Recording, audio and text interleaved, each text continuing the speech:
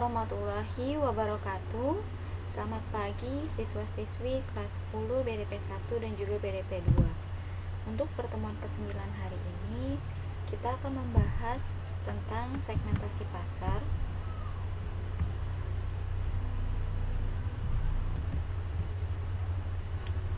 Tujuan pembelajaran hari ini adalah peserta didik akan dapat menyebutkan langkah-langkah melakukan segmentasi pasar. Jadi, materi yang akan kita bahas yaitu ada langkah-langkah melakukan segmentasi pasar. Secara umum, terdapat 6 langkah pada proses segmentasi pasar. Yang pertama, yaitu ada menentukan batas pasar. Pada langkah awal ini, kita menentukan batas pasar yang akan dilayani. Nah, sebagai bahan pertimbangannya, yaitu ada jenis persaingan, ada bentuk produk, dan juga ada merek.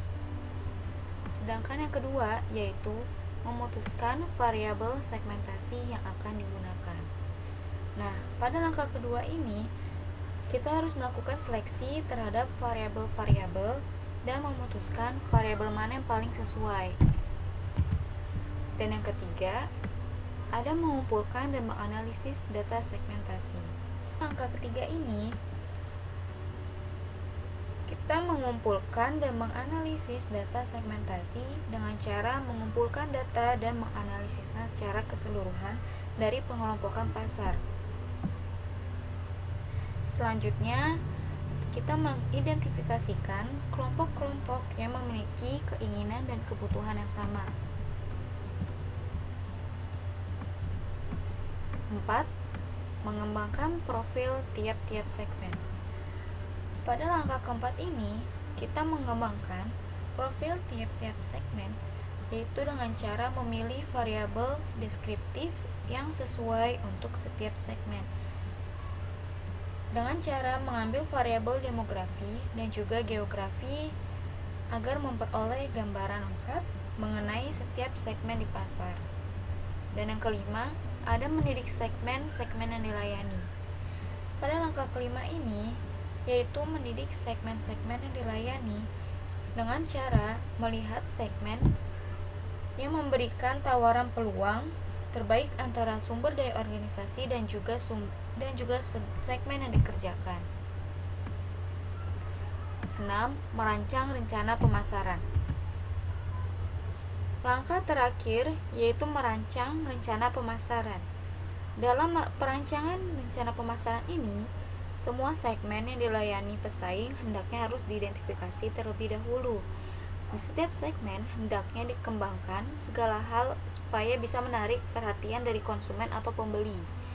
Setelah itu, kita mengadakan kampanye promosi supaya tercipta suatu citra produk yang dikehendaki pasar. Pada pembagian segmen, biasanya memakai beberapa variabel, yaitu ada variabel geografis, variabel demografis, dan variabel psikografis.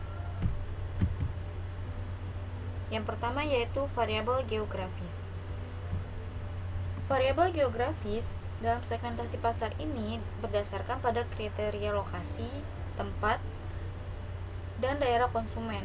Nah, selanjutnya variabel geografis ini bisa dikembangkan menjadi beberapa bagian, yaitu ada wilayah. Segmen berdasarkan wilayah ini wujudnya bisa berbentuk negara, negara bagian, atau provinsi. Yang kedua, ada daerah kepadatan penduduknya. Segmentasi berdasarkan kepadatan penduduknya bisa dilihat dari jumlah kepadatan penduduk. Misalkan, Jakarta atau kota besar lainnya seperti Surabaya, Semarang, Medan, Denpasar, dan yang lainnya yang dijadikan sebagai pasar sasaran. Dan yang ketiga, ada iklim. Segmentasi berdasarkan iklim ini diamati mengenai keadaan cuaca dan iklim suatu daerah yang dihubungkan dengan produk yang dipasarkan. Contohnya itu, daerah pasar di wilayah daerah dingin produk kulkas tidak begitu diminati oleh masyarakatnya. Hal ini karena iklim di daerah tersebut sudah dingin, jadi masyarakat tidak memerlukan kulkas sebagai produk yang diinginkan ya. Yang kedua ada variabel demografis. Pada variabel demografis ini dikembangkan menjadi 10, yaitu yang pertama ada umur. Umur segmentasi patokannya adalah umur konsumen. Contoh pengelompokannya itu seperti umur kurang dari 6 tahun, umur 6 tahun sampai 11 tahun, umur 12 sampai dengan 20 tahun, dan seterusnya. Nah, contoh dari umur ini, misalkan pada produk shampoo mandi ditunjukkan untuk orang dewasa, berarti umur untuk pengguna produk shampoo dewasa ini terbatas, misalkan dia umurnya dari 17 tahun sampai dengan 20 tahun. Nah, untuk produk shampoo ini berarti tidak boleh digunakan pada bayi, jadi hanya digunakan pada orang yang sudah berumur dewasa. Dan yang kedua ada jenis kelamin. Segmentasi patokannya adalah jenis kelamin. Jenis segmentasi ini biasanya untuk barang atau produk kosmetik, pakaian, aksesoris, majalah, mobil, dan lain-lain. Contohnya kayak misalkan aksesoris untuk pria dan wanita itu beda. Jadi segmentasi pasar itu sudah jelas yang mana untuk aksesoris pria dan juga yang mana untuk aksesoris wanita. Dan yang ketiga ada besarnya keluarga. Patokan dari besarnya keluarga yaitu adalah jumlah anggota keluarga. Contohnya jumlah anggota keluarganya yaitu 1, 2, 3, 4 atau bahkan lebih dari 4. Yang keempat ada tipe keluarga.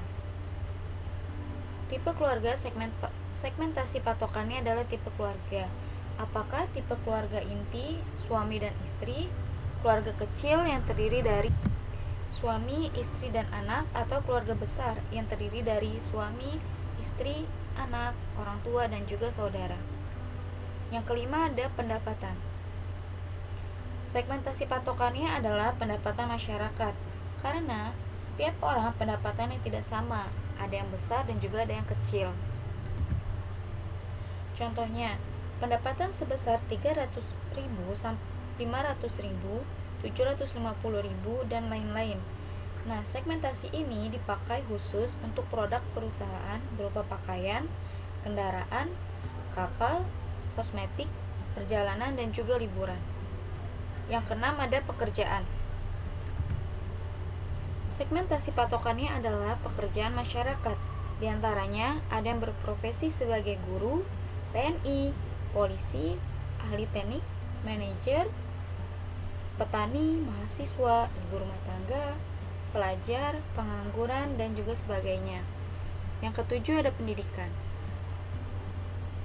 Segmentasi patokannya adalah pendidikan yang meliputi dari tingkat sekolah dasar, sekolah menengah pertama, sekolah menengah atas, lulusan sekolah menengah atas, sarjana, dan master ke atas. 8. Kepemilikan rumah. Kepemilikan rumah ini segmentasi patokannya adalah kepemilikan rumah yang meliputi rumah sendiri atau menyewa. Jenis ini dipakai oleh pengusaha bidang perumahan. Yang kesembilan ada agama. Segmentasi patokannya adalah agama yang meliputi Islam, Kristen, Katolik, Buddha, Hindu, dan juga Konghucu. Dan yang terakhir ada ras kebangsaan. Segmentasi patokannya adalah ras kebangsaan yang meliputi Indonesia, Korea, Amerika, Jepang, Inggris, Prancis, dan sebagainya. Dan yang terakhir yaitu ada variabel psikografis. Variabel psikografis ini berdasarkan dari ciri-ciri kepribadian seorang pembeli. Yang pertama ada status sosial. Segmentasi patokannya adalah status sosial masyarakat. Contohnya yaitu pemimpin masyarakat, pendidik, golongan elit, menengah, atau juga bisa dari golongan rendah. Kedua, ada gaya hidup. Gaya hidup segmentasi patokannya adalah gaya hidup sendiri. Misalkan, yaitu masyarakat perkotaan memiliki gaya hidup yang modern dibandingkan dengan masyarakat pedesaan yang memilih gaya hidup sopan, sederhana, namun arif serta bijaksana. Dan terakhir ada kepribadian. Segmentasi patokannya adalah kepribadian manusia. Contohnya yaitu kepribadian antara lain seorang penggemar, pecandu, atau pemerhati suatu produk.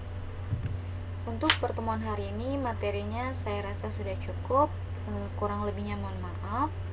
Dan untuk tugas hari ini yaitu merangkum materi tentang segmentasi pasar, yaitu dari materi 1 sampai 3. Materinya boleh melihat dari PowerPoint saya atau juga kalian boleh menambahkan sumber lain, misalkan dari buku paket atau dari internet. Untuk penugasannya akan saya kirimkan di Google Classroom nanti. Sekian dari saya. Wassalamualaikum warahmatullahi wabarakatuh. Terima kasih sudah menyimak penjelasan tentang materi segmentasi pasar ini.